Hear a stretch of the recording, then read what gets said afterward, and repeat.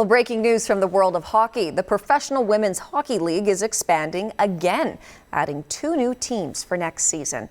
One will be based in Hamilton, Ontario, and the other in Las Vegas. The additions will bring the PWHL up to 11 teams, nearly double the size of when it launched just 3 years ago. The CBC's Mark Carcasole joins us now with more on all of this. Okay, so what more do we know about these 2 teams? Good news for women's hockey, Hillary. Definitely. Yes, the Hamilton team is expected to be announced sometime tomorrow morning in a press conference.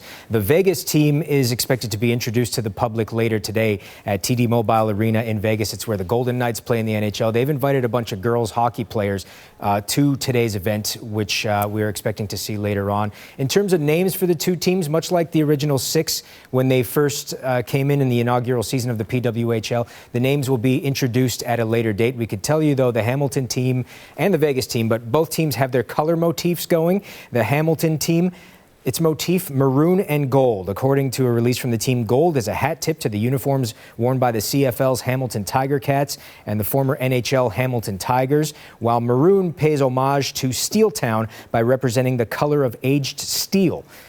For Vegas, the team is going with a green and gold motif. Their names also expected to be announced at a later date. In Vegas, the league says participation in youth hockey in Vegas has surged 600% since the Golden Knights joined the NHL, particularly among girls and women. So hockey is growing in that market, and it certainly is in Hamilton too. Aside from the PWHL team, it's just a great time to be a hockey team in Hamilton because this upcoming season, they're also going to have a new AHL team. They're bringing over the New York Islanders farm team to play at the newly renovated TD Coliseum, where earlier this season, 16,000 plus attended a PWHL game between the Toronto Scepters and the Vancouver expansion team. That was the event, the PWHL says, that convinced them that a team could work there. That and the fact that about 70% of the people there polled said it was their first PWHL game convinced the league that a Hamilton team wouldn't draw away from the audience of a Toronto team. So that's why this team is a go.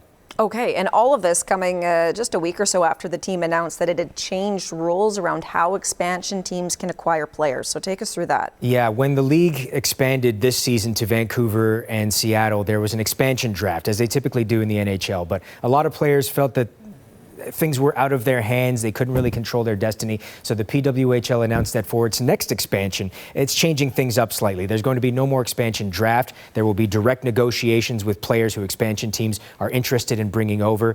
Teams can protect a certain amount of players still, but it's all about negotiation. I also wanted to mention that between the 2 expansion teams being announced this week, Detroit being announced a little earlier, there's also plans for a 4th team to be announced to expand the PWHL 1 team further before next season starts. That would bring the team's count up to 12. Okay, there you go. Expanding, thriving women's hockey. Good news for everyone who's been enjoying that. Mark, thank you for this. The CBC's Mark Carcasole.